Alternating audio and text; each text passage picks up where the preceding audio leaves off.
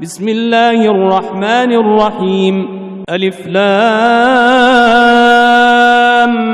ميم أحسب الناس أن يتركوا أن يقولوا آمنا وهم لا يفتنون ولقد فتنا الذين من قبلهم فليعلمن الله الذين صدقوا وليعلمن الكاذبين أم حسب الذين يعملون السيئات أن يسبقونا ساء ما يحكمون من كان يرجو لقاء الله فإن أجل الله لآت وهو السميع العليم ومن جاهد فإنما يجاهد لنفسه إن الله لغني عن العالمين. In the name of Allah, the most gracious, the most merciful. Alif, Lam, Mim. Do people think that they will be left alone because they say, "We believe and will not be tested"? And indeed, we tested those who were before them, and Allah will certainly make known the truth of those who are true, and will certainly make known the falsehood of those who are liars. Or do those who do evil deeds think that they can outstrip us and escape our punishment? Evil is that which they judge. Whoever hopes for the meeting with Allah, then Allah's term is surely coming, and He is the All-Hearer, the All-Knower. And whosoever strives with might, he strives only for himself. Indeed, Allah is free of all wants from mankind, jinn, and all that exists. والذين آمنوا وعملوا الصالحات لنكفرن عنهم سيئاتهم ولنجزينهم أحسن الذي كانوا يعملون ووصينا الإنسان بوالديه حسنا وإن جاهداك لتشرك بي ما ليس لك به علم فلا تطعهما إلي مرجعكم فأنبئكم بما كنتم تعملون. Those who believe in the oneness of Allah and in Muhammad the Messenger, and do not apostate because of the harm they receive from the polytheists, and do righteous good deeds, surely we shall remit from them their evil deeds, and shall reward them according to the best of that which they used to do. And we have enjoined on man to be good and dutiful to his parents. But if they strive to make you join with me in worship anything as a partner of which you have no knowledge, then do not obey them. To me is your return, and I shall tell you what you used to do. والذين آمنوا وعملوا الصالحات لندخلنهم في الصالحين ومن الناس من يقول آمنا بالله فإذا أوذي في الله جعل فتنة الناس كعذاب الله ولئن جاء نصر من ربك ليقولن إنا كنا معكم أوليس الله بأعلم بما في صدور العالمين وليعلمن الله الذين آمنوا وليعلمن المنافقين. And for those who believe in the oneness of Allah and do righteous good deeds, surely we shall admit them in the entrance of the righteous in paradise. Among mankind there are some who say, "We believe in Allah." But if they are made to suffer for the sake of Allah, they consider the trial of mankind as Allah's punishment. And if victory comes from your Lord, the hypocrites will say, "Indeed, we were with you helping you." Is Allah not best aware of what is in the hearts of mankind and jinn? Indeed, Allah knows those who believe, and indeed He knows the hypocrites. وقال الذين كفروا للذين آمنوا اتبعوا سبيلنا ولنحمل خطاياكم وما هم بحاملين من خطاياهم من شيء إنهم لكاذبون وليحملن أثقالهم وأثقالا مع أثقالهم وليسألن يوم القيامة عما كانوا يفترون. And those who disbelieve say to those who believe, "Follow our way, and we will bear your sins." Never will they bear anything of their sins. Surely they are liars. And indeed, they shall bear their own loads and other loads besides their own. And indeed, they shall be questioned on the day of resurrection about that which they used to fabricate. ولقد أرسلنا نوحا إلى قومه فلبث فيهم 1000 سنة إلا 50 عاما فأخذهم الطوفان وهم ظالمون فأنجيناه وأصحاب السفينة وجعلناها آية للعالمين. وإبراهيم إذ قال لقومه اعبدوا الله واتقوه ذلكم خير لكم إن كنتم تعلمون. إنما تعبدون من دون الله أوثانا وتخلقون إفكا إن الذين تعبدون من دون الله لا يملكون لكم رزقا فابتغوا عند الله الرزق واعبدوه واشكروا له إليه ترجعون.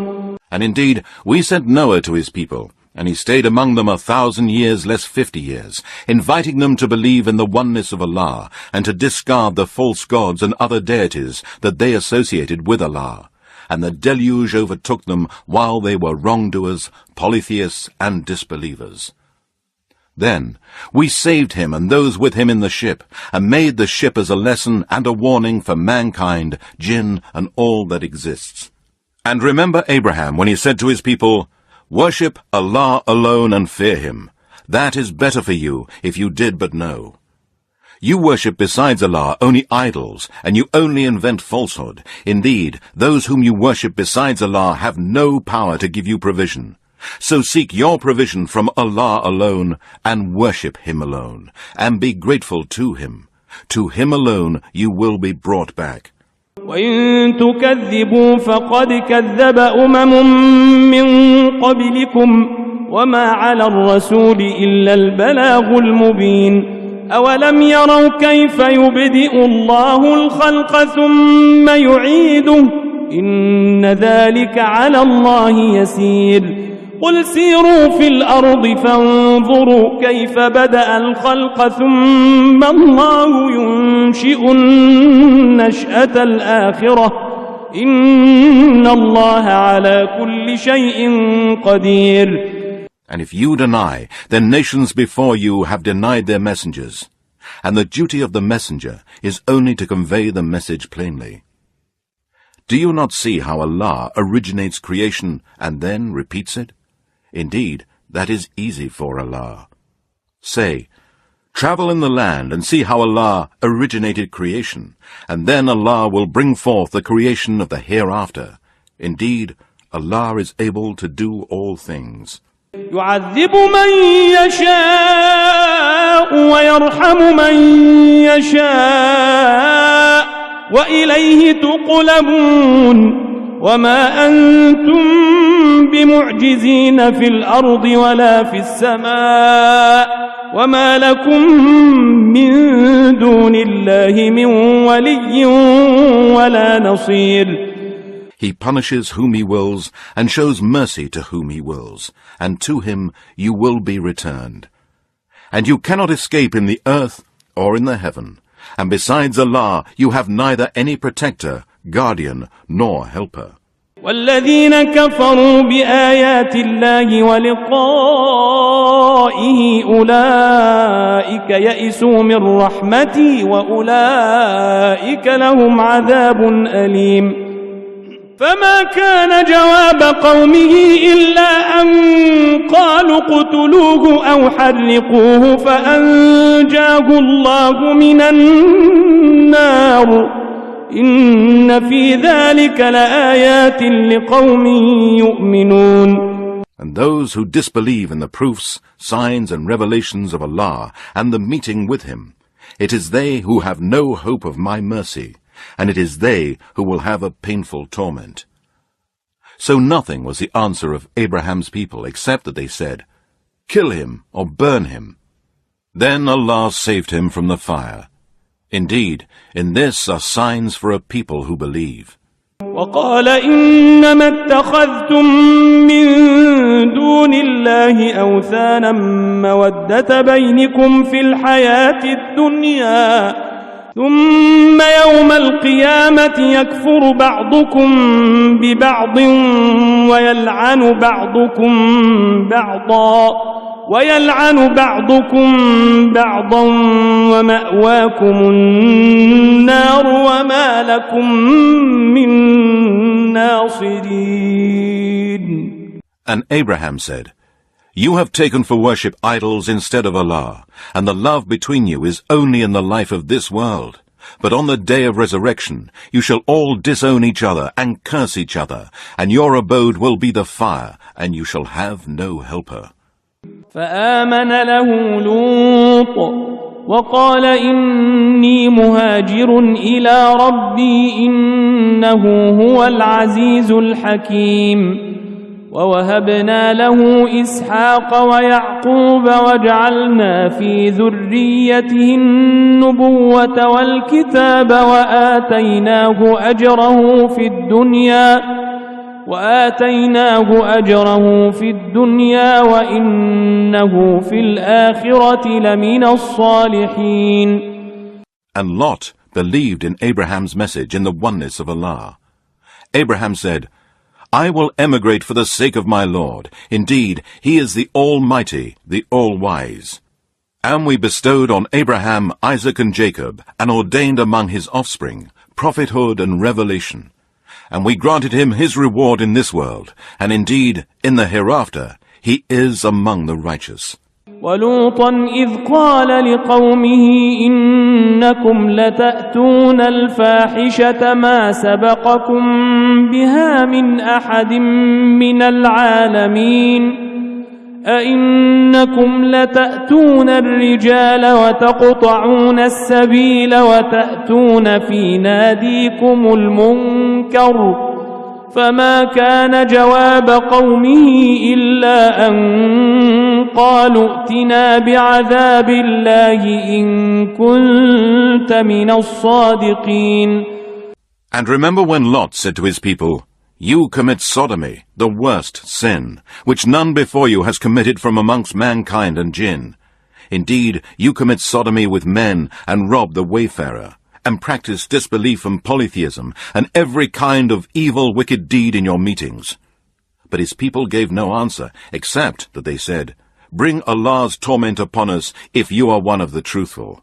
قال رب انصرني على القوم المفسدين ولما جاءت رسلنا إبراهيم بالبشرى قالوا إنا مهلكو أهل هذه القرية إن أهلها كانوا ظالمين قال إن فيها لوطا قالوا نحن أعلم بمن فيها لننجينه وأهله إلا امرأته كانت من الغابرين.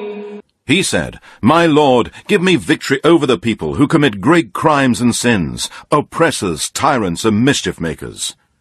And when our messengers came to Abraham with glad tidings, they said, Indeed, we are going to destroy the people of Lot's town. Truly, its people have been wrongdoers, polytheists, and disobedient to Allah, and have also denied their messenger Lot. Abraham said, But Lot is there. They said, We know better who is there. We will indeed save him and his family, except his wife. She will be of those who remain behind, and will be destroyed, along with those who will be destroyed from her folk. ولما أن جاءت رسلنا لوطا سيء بهم وضاق بهم ذرعا وقالوا لا تخف ولا تحزن إنا منجوك وأهلك إلا امرأتك كانت من الغابرين إنا منزلون على أهل هذه القرية رجزا من السماء بما كانوا يفسقون. And when our messengers came to Lot, he was grieved because of them and felt anxious on their account. They said, "Have no fear and do not grieve. Truly we shall save you and your family, except your wife. She will be of those who remain behind. Indeed, we are about to bring down on the people of this town a great torment from the sky, because they have been rebellious against Allah's command." وَلَقَدْ تَرَكْنَا مِنْهَا آيَةً بَيِّنَةً لِقَوْمٍ يَعْقِلُونَ وَإِلَى مَدْيَنَ أَخَاهُمْ شُعَيْبًا فقال يا قوم اعبدوا الله وارجوا اليوم الآخر ولا تعثوا في الأرض مفسدين فكذبوه فأخذتهم الرجفة فأصبحوا في دارهم جاثمين. And indeed, we have left it as an evident lesson and warning for a folk who understand. And to the people of Midian we sent their brother Shuaib. He said, "O my people, worship Allah and fear the last day, and commit no mischief on the earth, as those who commit great crimes, oppressors, tyrants, and mischief-makers." And they denied Shuaib, so an earthquake seized them, and they lay dead, prostrate in their dwellings. وعادا وثمود وقد تبين لكم من مساكنهم وزين لهم الشيطان أعمالهم فصدهم عن السبيل وكانوا مستبصرين وقارون وفرعون وهامان ولقد جاءهم موسى بالبينات فاستكبروا في الأرض وما كانوا سابقين فكلا أخذنا بذنبه فمنهم من أرسلنا عليه حاصبا ومنهم من أخذته الصيحة ومنهم من خسفنا به الأرض ومنهم من أغرقنا وما كان الله ليظلمهم ولكن كانوا أنفسهم يظلمون. And the people of Ad and Thamud, indeed, their destruction is clearly apparent to you from their ruined dwellings. Satan made their deeds fair seeming to them, and turned them away from the right path, though they were intelligent. And we also destroyed Korah, Pharaoh, and Haman. And indeed Moses came to them with clear proofs, signs, and revelations, but they were arrogant in the land, yet they could not outstrip us and escape our punishment. So we punished each of them for his sins, and on some we sent a violent wind with showers of stones, such as the people of Lot. And of them were some who were overtaken by an awful cry, and of them were some whom we caused the earth to swallow as Korah. And of them were some whom we drowned, as the people of Noah, or Pharaoh and his people. It was not Allah who wronged them, but they wronged themselves. مثل الذين اتخذوا من دون الله أولياء كمثل العنكبوت اتخذت بيتا وإن أوهن البيوت لبيت العنكبوت لو كانوا يعلمون إن الله يعلم ما يدعون من دونه من شيء وهو العزيز الحكيم وتلك الأمثال نضربها للناس وما يعقلها إلا العالمون. The likeness of those who take protectors and helpers other than Allah is as the likeness of a spider who builds for itself a web for its house. But indeed, the weakest of houses is a spider's house, if they but knew. Indeed, Allah knows what things they invoke instead of Him. He is the Almighty, the All-Wise. And these similitudes we put forward for mankind. None will understand them except those who have knowledge. خلق الله السماوات والأرض بالحق إن في ذلك لآية للمؤمنين أتل ما أوحي إليك من الكتاب وأقم الصلاة إن الصلاة تنهى عن الفحشاء والمنكر ولذكر الله أكبر والله يعلم ما تصنعون ولا تجادلوا أهل الكتاب إلا بالتي هي أحسن إلا الذين ظلموا منهم وقولوا آمنا بالذي أنزل إلينا وأنزل إليكم وإلهنا وإلهكم واحد ونحن له مسلمون. Allah alone created the heavens and the earth with truth. Indeed, in this is surely a sign for those who believe. Recite, O Muhammad, what has been revealed to you of the Quran, and perform prayer. Indeed, prayer prevents shameful and unjust deeds. And the remembering of you by Allah in front of the angels is greater indeed than your remembering Allah in your prayers. And Allah knows what you do. And do not argue with the people of the Scripture, unless it be in a way that is better, with good words and in good manner, except with such of them as do wrong. Say to them, we believe in that which has been revealed to us and revealed to you. Our God and your God is one, Allah, and to Him we have submitted as Muslims. وَكَذَلِكَ أَنزَلْنَا إِلَيْكَ الْكِتَابَ فالذين آتيناهم الكتاب يؤمنون به ومن هؤلاء من يؤمن به وما يجحد بآياتنا إلا الكافرون وما كنت تتلو من قبله من كتاب ولا تخطه بيمينك إذا لارتاب المبطلون. And thus we have sent down this Quran to you, O Muhammad, and those whom we gave the Torah and the Gospel before you believe in it, as also do some of those who are present with you now. And none but the disbelievers reject our proofs, signs, and revelations. You did not, O Muhammad, read any book before this Quran, nor did you write any book whatsoever with your right hand. In that case, indeed the followers of falsehood might have doubted. بل هو آيات بينات في صدور الذين أوتوا العلم وما يجحد بآياتنا إلا الظالمون وقالوا لولا أنزل عليه آيات من ربه قل إنما الآيات عند الله وإنما أنا نذير مبين. No, but clear proofs and signs are preserved in the hearts of those who have been given knowledge from the people of the Scriptures. And none but the polytheists and wrongdoers deny our proofs, signs, and revelations.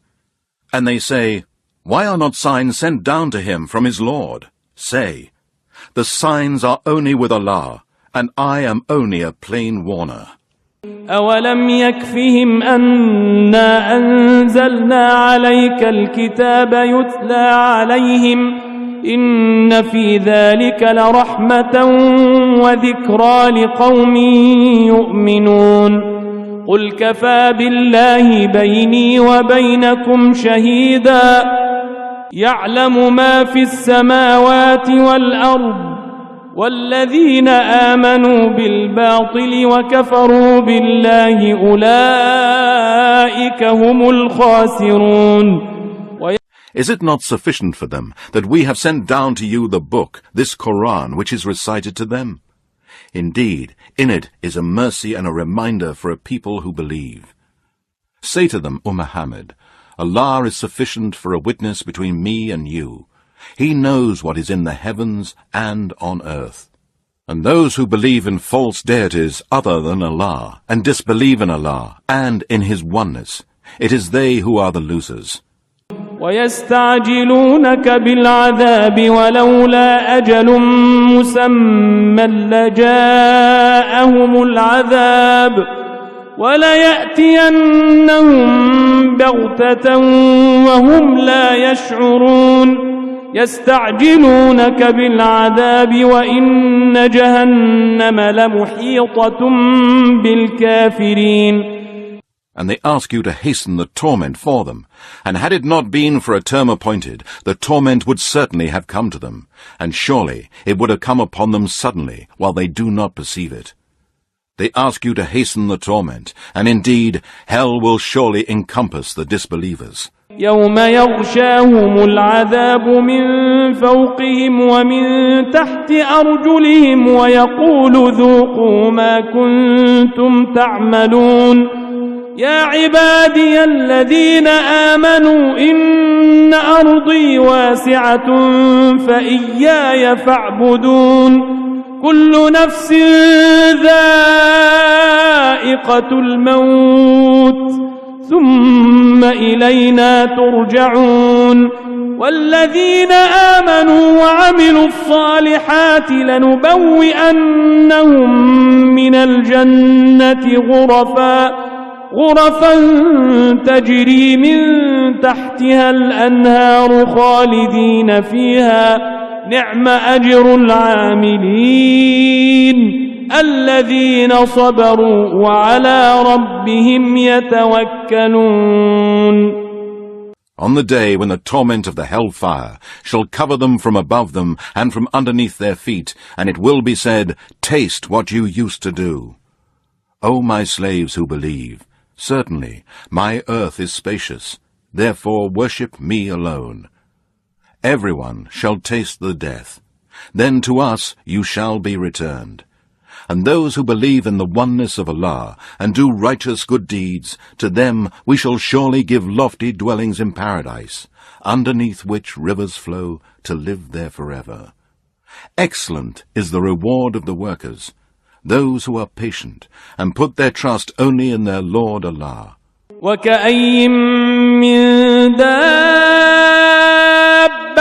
لَّا تَحْمِلُ رِزْقَهَا اللَّهُ يَرْزُقُهَا وَإِيَّاكُمْ وَهُوَ السَّمِيعُ الْعَلِيمُ. وَلَئِن سَأَلْتَهُم مَّنْ خَلَقَ السَّمَاوَاتِ وَالْأَرْضَ وَسَخَّرَ الشَّمْسَ وَالْقَمَرَ لَيَقُولُنَّ اللَّهُ فأنا يؤفكون. الله يبسط الرزق لمن يشاء من عباده ويقدر له إن الله بكل شيء عليم. And many a moving, living creature exists that does not carry its own provision, but Allah provides for it and for you, and He is the All-Hearer, the All-Knower. If you were to ask them, who has created the heavens and the earth and subjected the sun and the moon, they would surely reply, Allah. How then are they deviating as polytheists and disbelievers? Allah enlarges the provision for whom He wills of His slaves, and constricts it for whom He wills. Indeed, Allah is the all-knower of everything. وَلَئِن سَأَلْتَهُم مَّن نَّزَّلَ مِنَ السَّمَاءِ مَاءً فَأَحْيَا بِهِ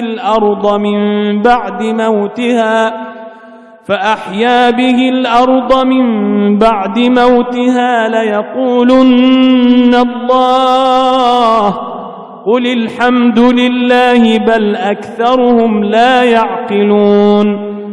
If you were to ask them, who sends down water from the sky and gives life with it to the earth after its death, they will surely reply, Allah. Say, all praises and thanks be to Allah. But no, most of them have no sense. وَمَا هَذِهِ الْحَيَاةُ الدُّنْيَا إِلَّا لَهْوٌ وَلَعِبٌ وَإِنَّ الدَّارَ الْآخِرَةَ لَهِيَ الْحَيَوَانُ لَوْ كَانُوا يَعْلَمُونَ.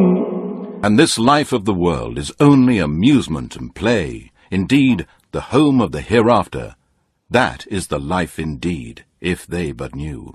فَإِذَا رَكِبُوا فِي الْفُلْكِ دَعَوُا اللَّهَ مُخْلِصِينَ لَهُ الدِّينَ فَلَمَّا نَجَّاهُمْ إِلَى الْبَرِّ إِذَا هُمْ يُشْرِكُونَ. ليكفروا بما آتيناهم وليتمتعوا فسوف يعلمون أولم يروا أنا جعلنا حرما آمنا ويتخطف الناس من حولهم أفبالباطل يؤمنون وبنعمة الله يكفرون. And when they embark on a ship, they invoke Allah, making their faith pure for Him only. But when He brings them safely to land, behold, they give a share of their worship to others, so that they may become ungrateful for that which we have given them, and that they take their enjoyment as a warning and a threat, but they will come to know. Have they not seen that we have made Mecca a secure sanctuary, and that men are being snatched away from all around them? Then, do they believe in falsehood, polytheism, idols, and all deities other than Allah, and deny the graces of Allah? ومن أظلم ممن افترى على الله كذبا أو كذب بالحق لما جاءه أليس في جهنم مثوى للكافرين والذين جاهدوا فينا لنهدينهم سبلنا وإن الله لمع المحسنين. And who does more wrong than he who invents a lie against Allah, or denies the truth when it comes to Him? Is there not a dwelling in hell for disbelievers in the oneness of Allah and in His Messenger Muhammad? As for those who strive hard in our cause, we will surely guide them to our paths, and indeed Allah is with the good doers. صدق الله العلي العظيم.